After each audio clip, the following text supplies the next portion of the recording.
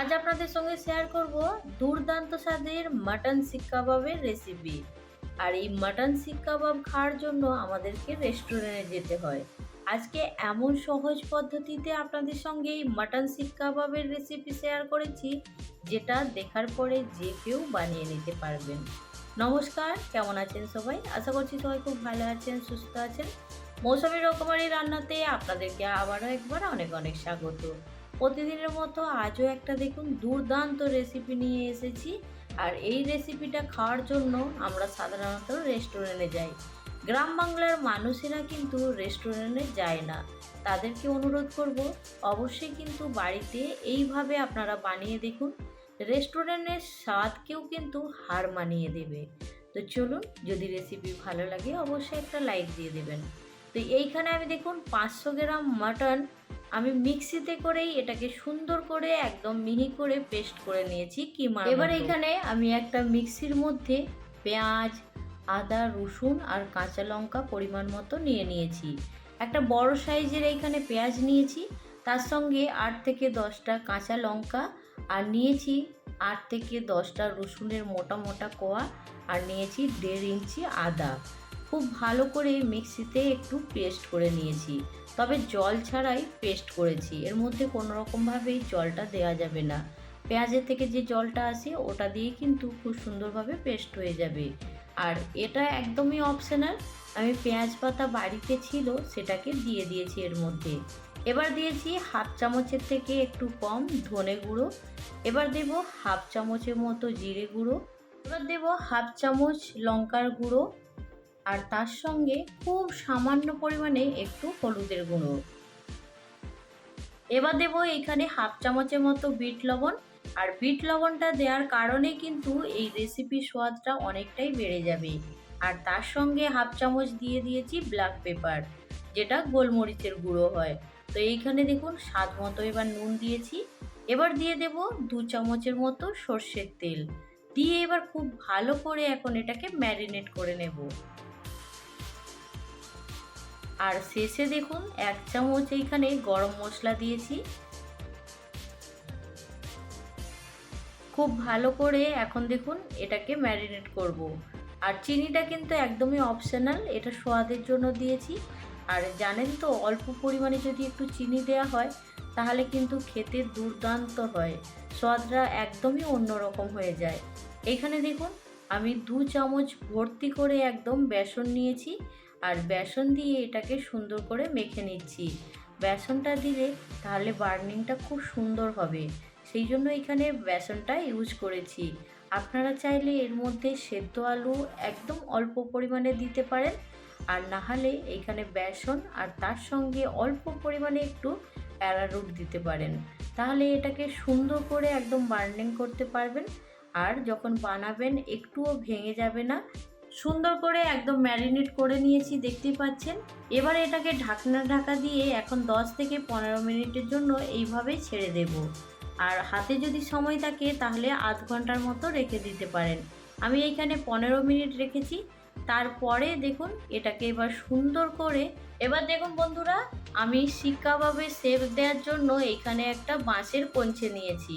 তো আপনারা চাইলে শিক কাবাবের শিকটা বাজার থেকে কিনে আনতে পারেন, আর না হলে এইরকম কঞ্চি গ্রাম বাংলাতে অবশ্যই কিন্তু যে কোনো বাঁশ গাছ থেকে পেয়ে যাবেন।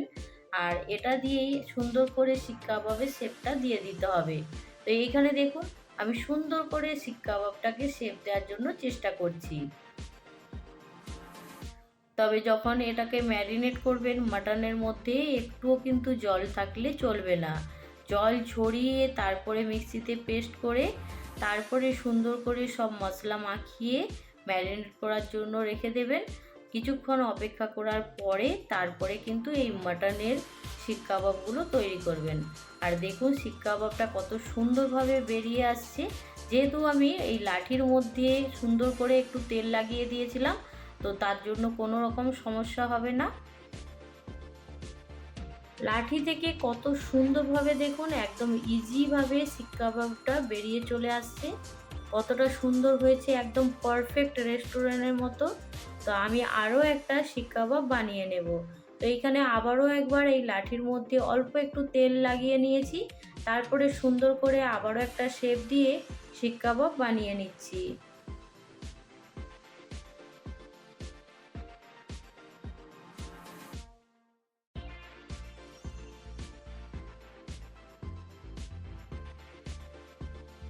কয়েকটা শিক কাবাব আমি সুন্দর করে রেডি করে নিয়ে আপনাদের কাছে ফিরে আসছি।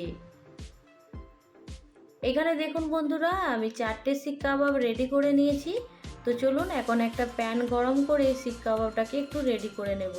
তো এইখানে আমি প্যানের মধ্যে দেখুন অল্প পরিমাণে একটু তেল দিয়েছি, আর তার সঙ্গে দিয়ে দেব বাটার।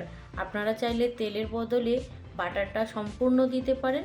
তো আমি এইখানে দেখুন 2 চামচের মতো বাটার দিয়েছি। বাটারটা তেলের সঙ্গে মিশে গেলেই তারপরে এর মধ্যে এক একটা শিক কাবাব ছেড়ে দেব। তো এইখানে দেখুন বাটারটা সুন্দর কিন্তু মেল্ট হয়ে গেছে, দেখতে পেয়েছেন।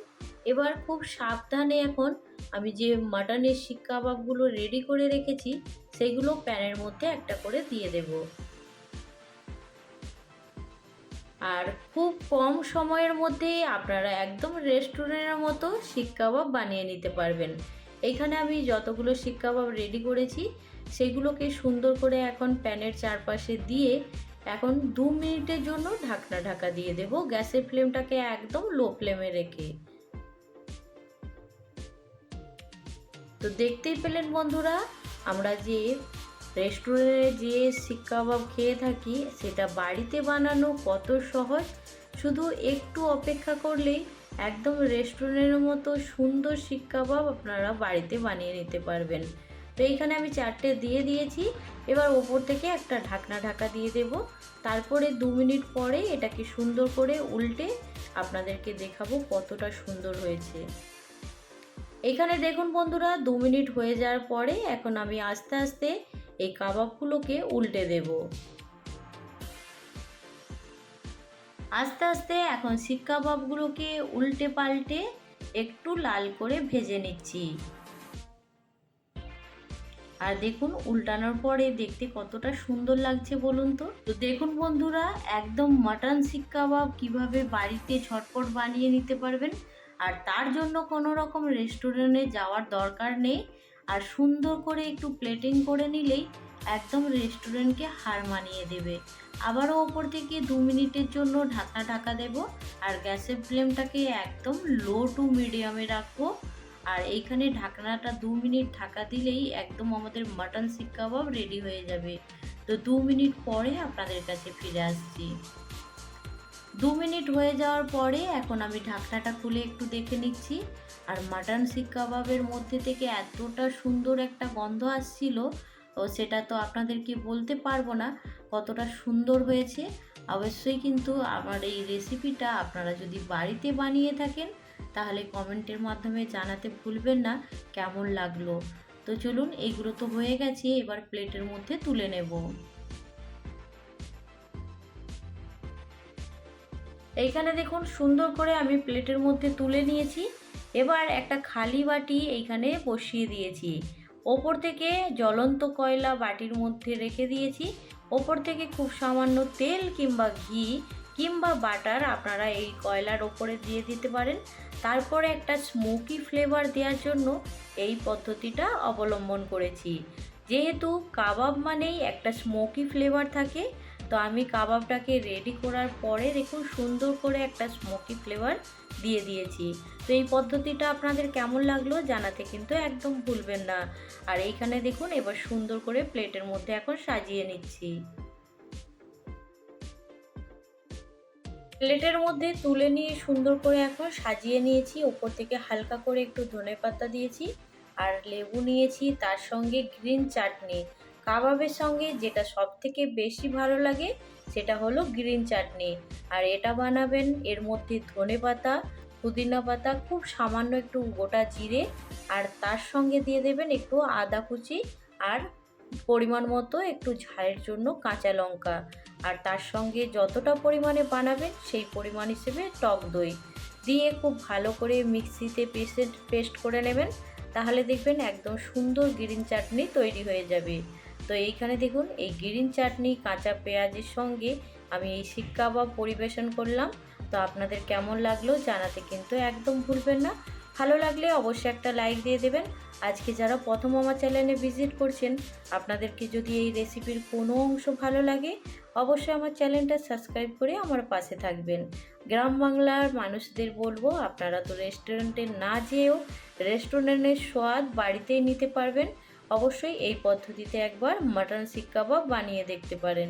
তো আজকের রেসিপি এইখানে শেষ করছি। পরবর্তী রেসিপি নিয়ে খুব তাড়াতাড়ি আরও একটা নতুন ভিডিওর সঙ্গে দেখা হবে। সবাই ভালো থাকবেন, সুস্থ থাকবেন, বাই।